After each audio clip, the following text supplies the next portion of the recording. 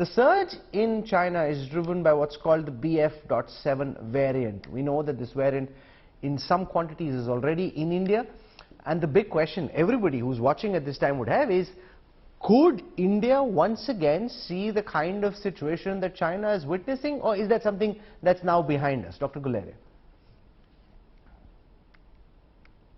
So like you rightly said, this sublineage of Omicron has already been seen in India in October, which is being reported from China. The situation in China and India is quite different. In China, because of the zero COVID policy, there is a large number of people in China who are sort of naive or are not being exposed to the virus.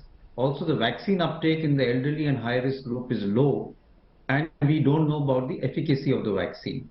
The situation in India is different. We've had a good vaccine uptake, even our booster dose has been given, and we have data that the vaccine is effective against the new variants.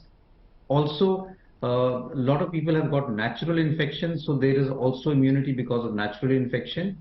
And because of the fact that our population is protected from all of this, the chances of the new variant causing a severe illness and more hospitalization or deaths in our country seems to be less likely.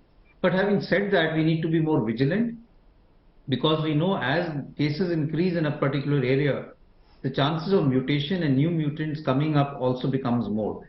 Therefore, good surveillance for any cluster of cases, any increased hospitalization in our country needs to be done, and very aggressive genome sequencing so that we pick up the variant early and are able to link it with any clinical or epidemiological change which we see in the pattern. Currently, India is in a good position, but I don't think we just need to rest. We need to be prepared for any situation which may arise. Dr. Stanley Perlman, this is the biggest question, the concern about there being a new mutation of the virus coming out of this spread of infection in China, which could potentially spread out of China to other countries like India, and the risk that there could be another wave, even if it's not as big as the Delta or Omicron wave, but a big wave coming once again to countries like India. From a medical perspective, how real is that threat in your view?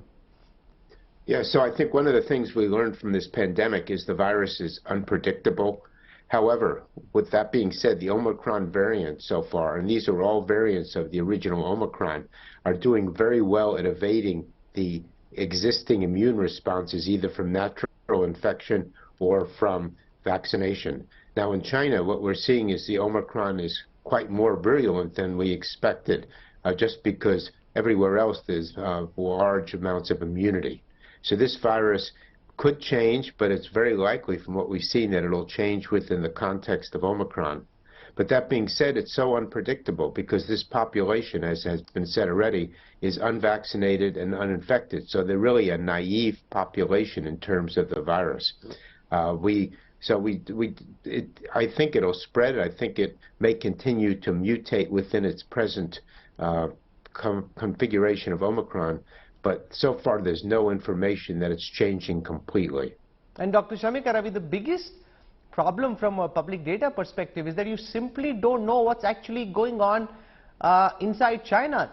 Their data seems to ridiculously suggest that the case load is actually coming down, that's actually coming down, whereas the images on social media tell us a completely different story. That's true. I think that has been a problem, Rahul, right from the beginning of the pandemic. This was, in COVID-19, 2019 that we're talking about.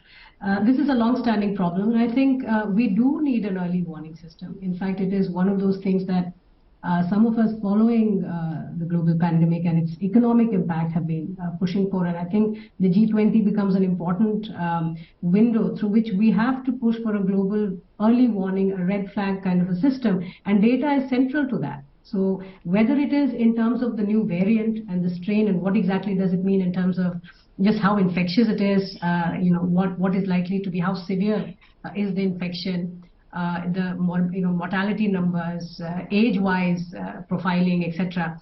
The lack of data leads to an heightened uncertainty, and there is a reason that currently in China, both the consumer as well as the business confidence is crashing.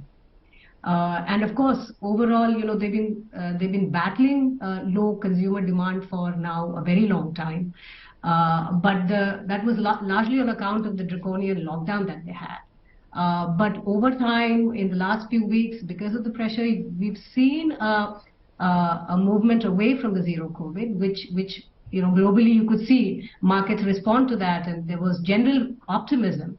But obviously, the downside of it is that clearly a very large part of the Chinese population did not have immunity or did not have the antibodies to battle this strain or COVID in general. We don't know.